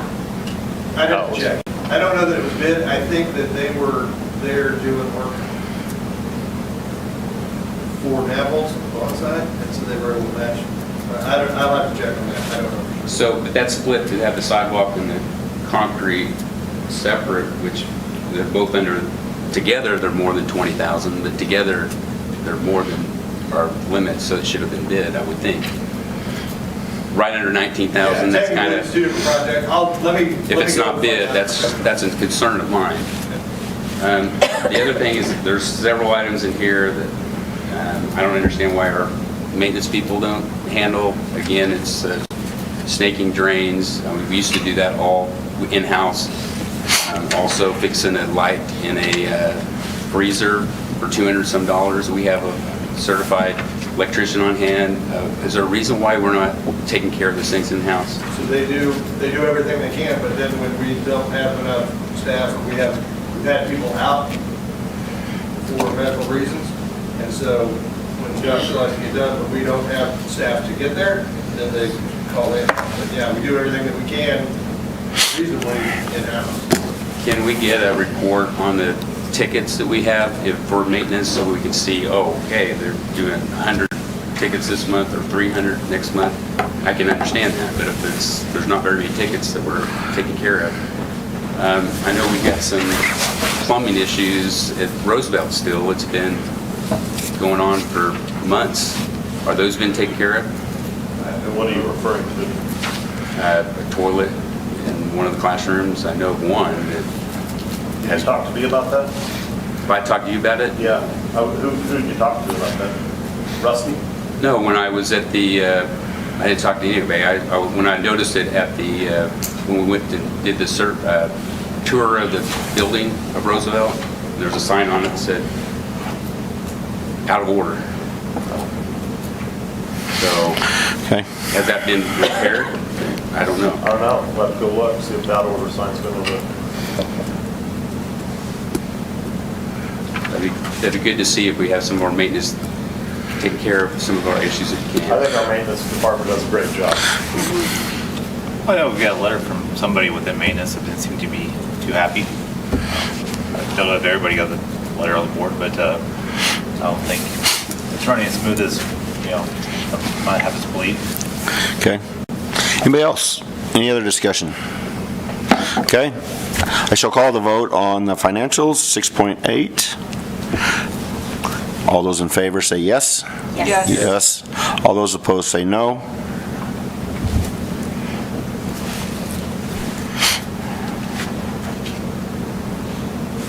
Yes. 7-0, Jess, from what I heard. Yes. Passes 7-0. Okay, we do have an executive session. Are we going to have a 5-minute break? Yes, ma'am, but let me get there, please. I'm having problems with scrolly here.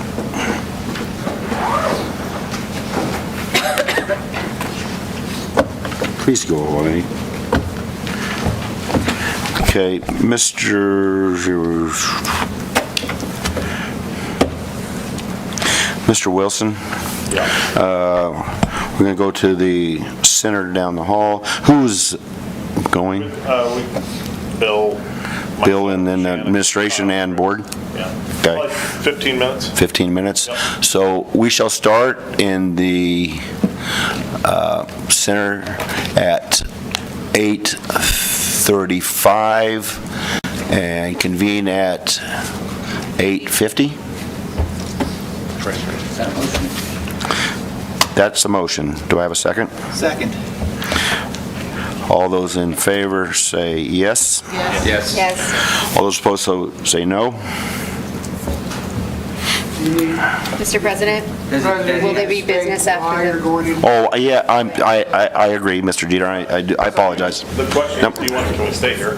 Do you want to stay here? No one else, everyone else is leaving. Okay, we'll stay here then if there...